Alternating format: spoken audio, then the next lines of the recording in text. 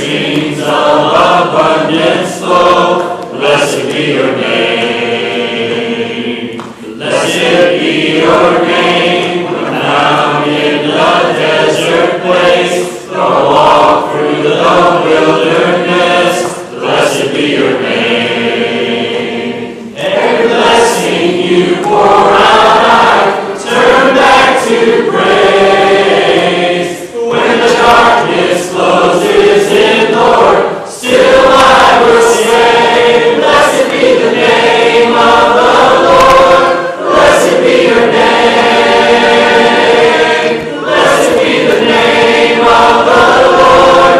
Blessed be your glorious name. Blessed be your name. When the sun shining down on me, when the world's all as it should be. Blessed be your name. Blessed be your name. On the road marked with suffering, the pain in the offering. Blessed be your name. Every blessing you pour out, turn back to praise. When the darkness closes in, Lord, still I will say, blessed be the name of the Lord. Blessed be your name. Blessed be the name of the Lord. Blessed be your glorious name. You give and take away. You give and take away. My heart will choose to say, Lord, blessed be your name. You give and take away. You give and take away. My heart will choose to say, Lord, blessed be your name. You give and take away. You give and take away. My heart will choose to say, Lord, blessed be your name. You give and take away. You give and take away. My heart will choose to say, Lord, blessed be your name. Blessed be the name of the Lord. Blessed be your name. Blessed be the name of the Lord. Blessed be your glorious name. Blessed be the name of the Lord. Blessed be your name. Blessed be the name of the Lord. Blessed be your glorious name. Amen. Be seated.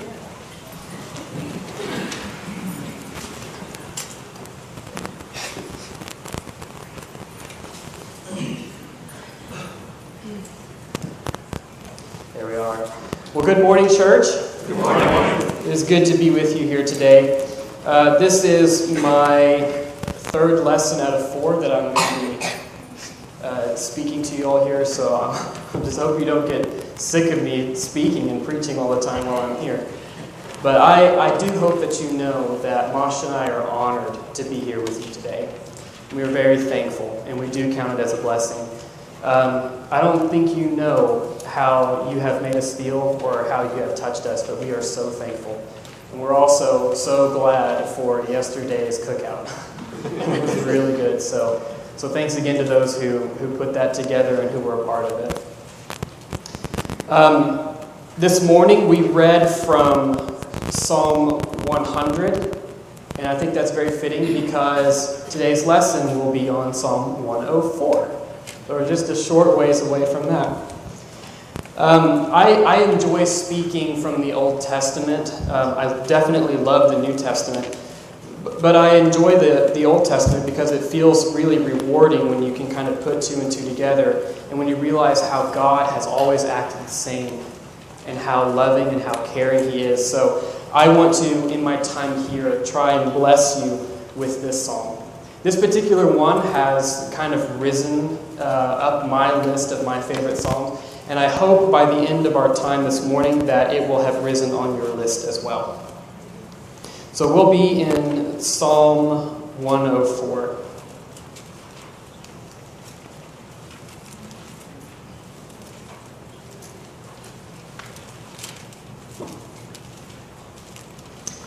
And I hope you have your Bible open or your phone or however you wish to read the text, but I'm going to read it out loud for us today.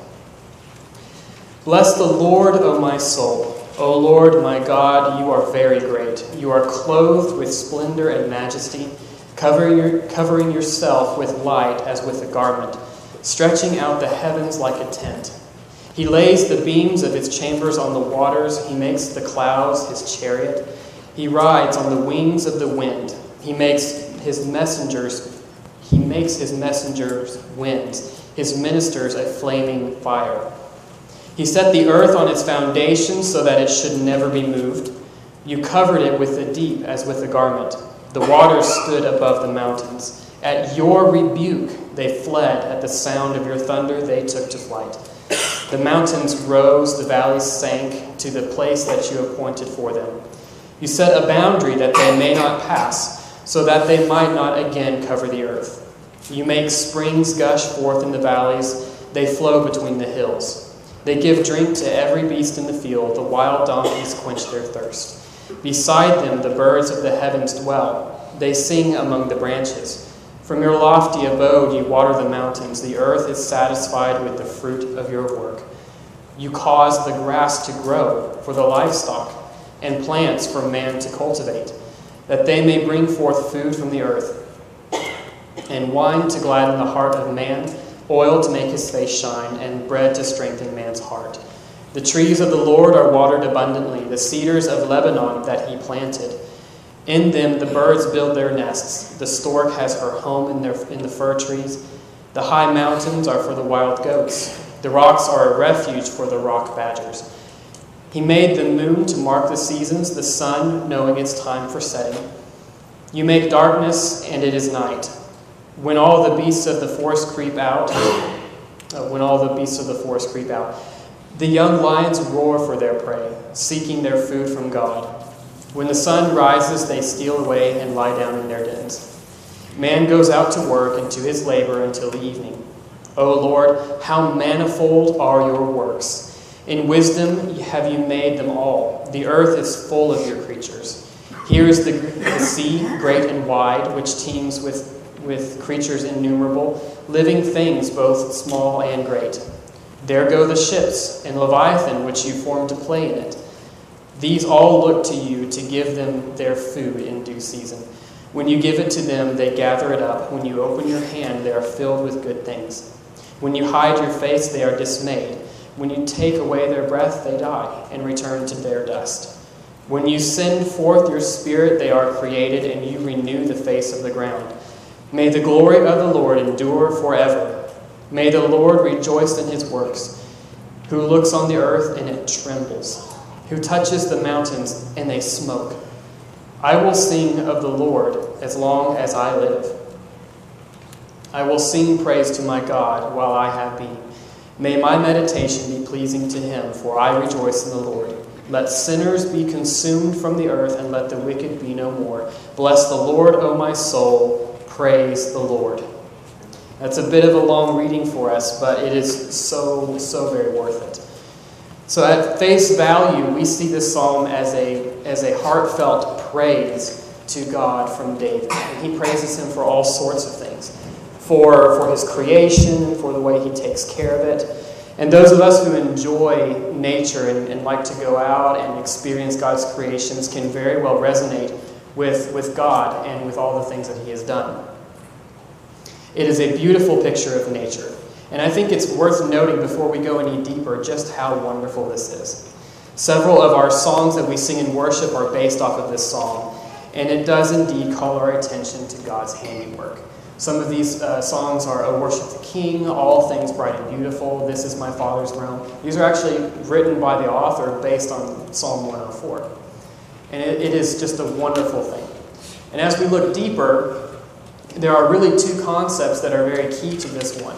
And it's how God works with water and how he causes growth to happen, and how God takes care of everything. Water and growth. Water is mentioned in just about every verse. David talks about where the water comes from, that God guides it, and that it's used to satisfy his creation. Growth is also associated, and it shows God's power. God causes grass to grow for the livestock themselves, and he also causes it to grow so that men can be happy and their faces can shine. But here, David explicitly states that God brings such things for his people. We know, however, that Israel didn't always believe this, and they actually struggled with it a lot. So the fact that David shows this so clearly is something so amazing, and it's the reason why I love this psalm so much. David shows that God ought to get credit, and that Israel gets caught up in Baal worship. And they believe that Baal is the one responsible for all the water and all the growth. So let's back up, and I want to give you some context as to perhaps what makes this psalm so great. We see Israel, when they're just brought out of the land of Egypt, that they have to go and wander in the desert for a long time. As part of a punishment for them not believing in God's ability to take care of his people. And so the Israelites are wandering around for about 40 years or so, and it's long enough for the old generation to be gone and for a new generation to come up. Now imagine with me, you've been wandering around the desert for as long as you can remember. Does anybody know how to farm? God is leading you into a land flowing with milk and honey. The soil is so great. But they may have forgotten how to farm. The text doesn't explicitly say this, but I imagine that this was a pretty big deal for them. And one of the reasons why we know that is because they get so caught up in Baal worship. So all of these experienced farmers or people that had kept them going in Egypt have now passed, and a new generation is here. And I imagine that their conversations went something like this. You know, if they're looking towards each other, do you know how to farm? No. Well, do you know how to farm? Oh, no. Well, we need to find someone who knows. And the people that they found, in my opinion, are the people that they failed to drive out when God gave them the task of conquering and driving out all the Canaanites.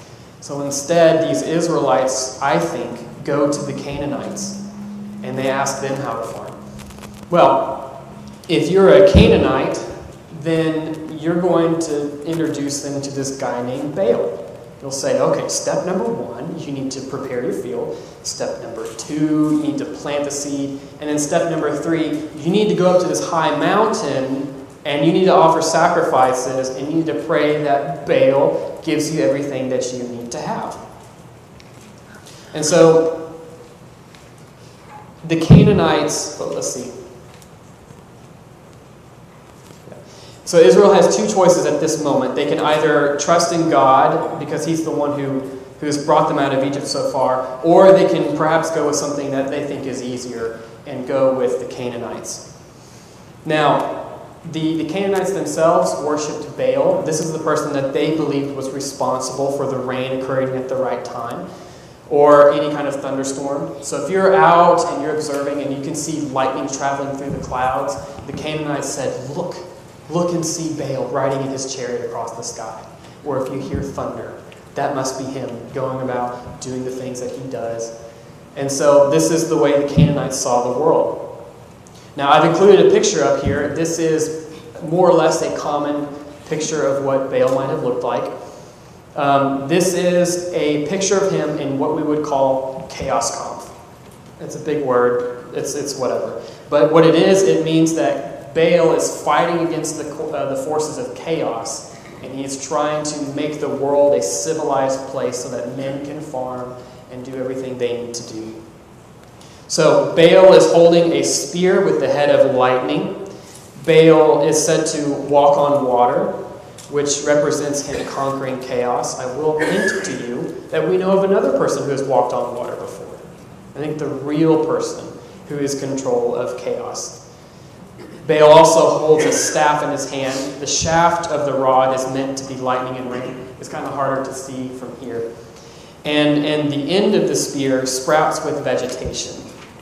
And on the other hand, you can see him holding what appears to be something. It's actually a club. And this is what Baal is said to have used to make the lightning and the thunder. He rides across the chariot, or across the clouds in his chariot, and at the heart of all of Baal worship is rainfall. And so we have a little piece that is written about Baal. And so if you read it, and then you reread Psalm 104, especially the very beginning, it is very similar. And that's what I love so much about King David, because he really understands.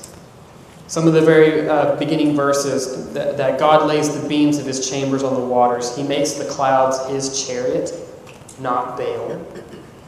He rides on the wings of the wind. He makes messengers winds. His ministers a flaming fire. He set the foundation. He covers the deep with a garment. The waters stood above the mountains.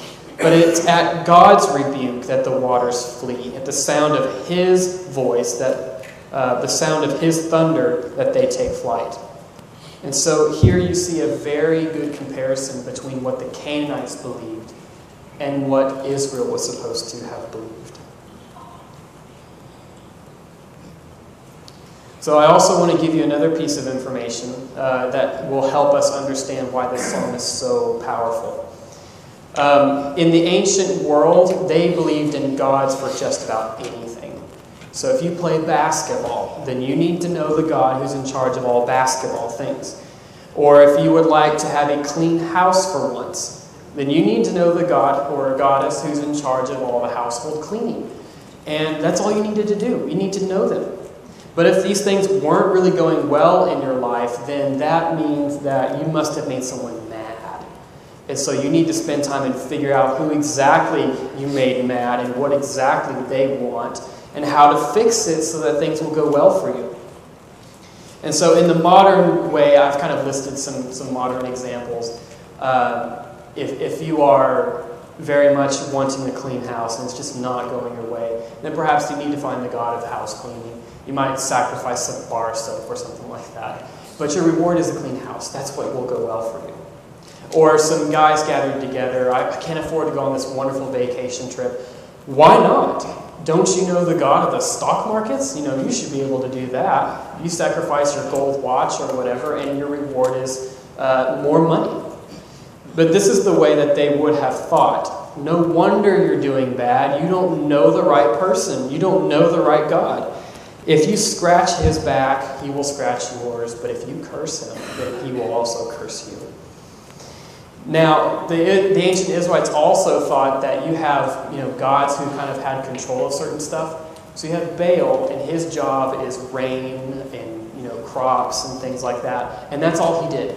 That was his job. That was his jurisdiction. But he also had like a physical geography jurisdiction. So in this case, if you were to go to find the god of house cleaning, you would have to find the one of Polk County or of Florida or something like that. Because if you came to Tulsa, you'd have to start all over again. Find the right person all over again. Now, if we were to have two gods that had the same job, and you fight, or if you get them close together, they have to duke it out.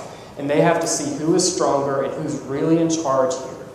So if you have two people in charge of rain, then only one of them is going to be able to control it. And whoever's God loses, that means you're the inferior people, and you need to switch over to the new God, because he's obviously a whole lot better. But I want to go ahead and ask you right now, what do you think God's specialty is? What's his job? And what do you think God's domain is? Does he stop in Florida? Does he extend further? Does he stop in the United States? Things like that. So I'm going to give you some cool case studies of where God has gone toe-to-toe with people before. Probably the most famous one is the 10 plagues of Egypt. Because God is without his own people, and the people he wants to rescue are slaves. That's not very, prestigious. But he goes into the world's superpower at the time, and he systematically shows all the other gods of Egypt how it's done. And I took the time to find an interesting list of each of the plagues and kind of how this might be a slap in the face to some of the Egyptians. So, during the 10 plagues, God is coming through and he says, "Let my people go." And Pharaoh says, "Who do you think you are? We've never heard of you. We've never heard of your God. And you think you can come in and tell us what to do?" And so Moses demonstrates just how powerful God is. But not only that, God doesn't seem to have just one set of specialty. He seems to do it all. This is perhaps the first time in Egyptian history or in the history of this ancient world that there's one God who can do everything. That's not fair. That's not fair at all. And what's more is he does it on their home court. God marches into the leading, reigning champions and beats them on their home field advantage. And I love that about God. And in this, all he is wanting to say is, it's really and truly me that's doing all of this. These gods aren't even gods at all. It's me, not anybody else. And the second example is the example of Elijah. Very specific to the case of Baal, actually.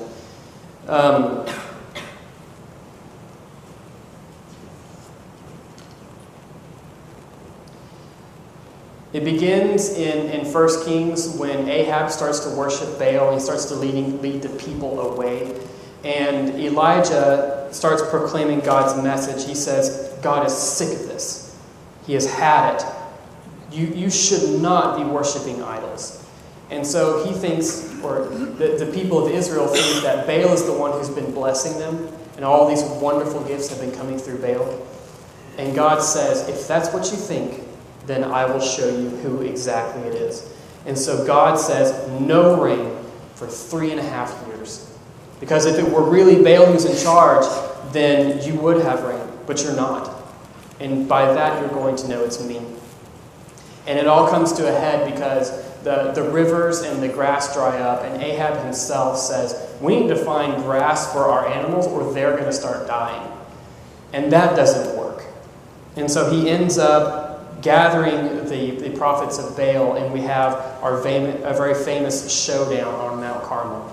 You have all the prophets of Baal crying out to him, saying, send us down your fire, send us your lightning, and send us some rain. We could use it by now.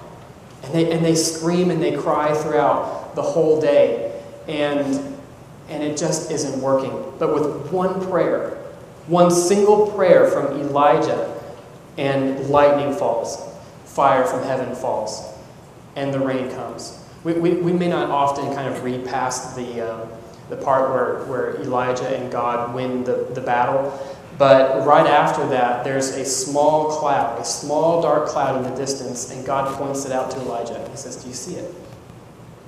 And Elijah says, yeah, but it's small. And God essentially says, well, just you wait. And by the time it gets here, it is a thunderous storm like they hadn't seen in a long time, and at least 3.5 years. And by that, everyone knows who exactly is in control. It's really God. It's not anyone else. It's not Baal. It's not any of these other gods. So what does this have to do with Psalm 104? I want to make sure we tie everything in together. Psalm 104, God says here, it's me. I'm the one who gives you everything you need. And David understands this. Very few people in Israel got this like David did. God is the only one in charge. All blessings come from God. You don't have to know the names of any other gods or spend time trying to figure out what rituals you have to do. God gave us His Word. God gave us the law in the Old Testament, and He has the Bible for us today. You don't have to spend all your time wondering about what's going on. You don't have to spend all your time figuring out what God desires for you, how your life will be benefited and blessed by knowing Him. It's this appreciation and understanding of God that prompts David to write Psalm 119, when he writes about how wonderful and beautiful God's law is and how he just wants to meditate on it day and night. Because David has the manual himself sitting right in front of him. How do I please the maker of all things? How do I have his blessing? How do I honor him? And how do I show him love? And David writes in Psalm 104, how many are your works, and that all creation looks to you to give them their food. David is genuinely on fire for God. Now, though David could see who God was, it wasn't really the same for the rest of Israel. In Hosea, God threatens to make Israel a barren desert because she thinks that her food and drink comes through her food and her drink comes through Baal. Israel doesn't stop worshiping God. They just think they can kind of get away with worshiping Baal as well. And God says, no, I've tried often. I've tried so hard to show you it's me this whole time. This is also one of my favorite passages from Hosea. That when Israel was a child, I loved him. And then out of Egypt I called my son. And Hosea goes on to detail that it was God the whole time who led them with cords of human kindness, but they didn't see it. They could not see it. Perhaps God is wondering why Israel is treating him like this and why they are having some kind of affair with Baal. Perhaps God is wondering, what is it about him? Why does she love him and not me? Perhaps God is wondering why Israel can't just accept him and let him take care of them, because he genuinely has jurisdiction over everything. He has no limits, no boundaries.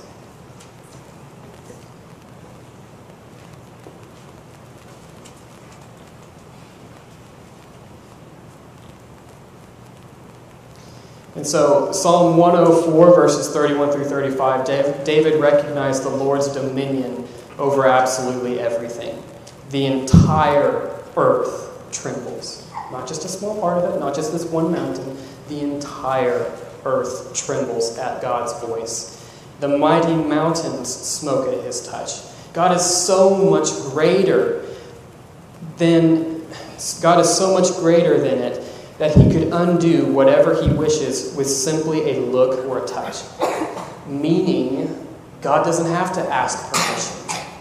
God doesn't need to ask if it's okay if he starts to change something, because it's all his creation. This is all his territory, the earth and everything in it. So now I want us to be able to focus on some of our practical implications for today. We're not Israel. And we're not under that old law. We don't have the same mindset that they do. But oddly enough, we do seem to think in a very similar way. So the first thing I want to point out is perhaps sometimes we as Christians forget where our blessings come from. Sometimes we believe that God's gift must be my hard work. And so we tend not to recognize when God has poured out his blessings upon us. If we have something amazingly go well at our job, well, that was my hard work. I pulled it off. I was recognized for how good I did this job or how well I've managed people and I've been promoted justly. But who is it that gave us this talent? Who is it that has helped us? Who is it that has shaped us? It's God. And sometimes these opportunities that come our way are entirely God's timing and God's thing. And sometimes we seem to think that this was something we have brought about for our own self. We also sometimes think that the things that we do have nothing to do with God. This goes along the same lines, that we'll do something and it's entirely our doing. If you take a test at school and you do really well and you think, God's not involved in that. You know, this is just something I have to do myself. Well, I would think you're wrong. Because God is everywhere. God is all things. And God absolutely has everything to do with us. The second one is that sometimes we forget God has no boundaries. Sometimes we're guilty of segmenting our lives in such a way that God really only has jurisdiction or boundaries on a Sunday, as if this is God's only day. Or sometimes we believe that maybe he has a little piece of Wednesday as well. So sometimes it feels like we can, on a Sunday, be here and praise God and worship him and give him all of his due praise. And we we fellowship with fellow Christians, and then we step out that door. And then we shut our car door, and all of a sudden we're a different person. Because Sunday's over, we gave to God what is God's, and that's God's little confined space, But that's not true at all. Perhaps we would say to ourselves, this is my life. I get to choose how to live it. If I want to go out and go to several parties instead of studying for school, I will do that. If I want to cheat on my test or cheat on my spouse, I'll do that. And if I want to go down and make bad moral decisions, because that's me, that's my life, then I'll do it if I feel like it. But that's still not the case. Because God's jurisdiction isn't just one place. It isn't just one subject. It isn't one time in your life. It's everything. And just like the Israelites, God is trying to speak to us and trying to remind us of how much He wants to be a part of every single part of our life. Not just the one thing we try and think we can confine Him to. Perhaps we've forgotten exactly what Israel forgot. God has no boundaries. He doesn't even have to ask permission when He wants to change something in our lives, because we're His creation. Sometimes things just change. Sometimes things shift for good or for bad. And sometimes that's completely God's doing. And sometimes He's doing that to help show you, this is me, and I'm here. What makes us think that sometimes that we'll be any different from the gods of Egypt or the gods of the Canaanites? That we can march into our own territory and be our own thing as if God has nothing to do with us? What makes us think that we would be any different? That we can set ourselves up as the ultimate authority of our life? And so what I want to encourage you today, what I want you to remember that David found, is that God is everywhere. And He is so loving. He is so caring. And He desperately wants to be a part of every single facet of your life. He is our creator, our life bringer, and everything lives and breathes through Him. So I urge you to think about the areas of your life that you might be holding on to. What is it in your life that you might think you can keep separated from God? That you might be holding on to so that it stops you from being the Christian man or the Christian woman God wants you to be? If you have any need this morning, if you would like to come forward and let that go, if you would like to make sure that God is Lord of every part of your life, if you would like to submit and commit your life to Him for the first time, if you would like to be baptized, if you would like to put on the clothing of Christ and have forgiveness of your sin, your guilt and your shame lifted, if you need anything from here, from this church family, we ask that you come now while we stand and while we sing.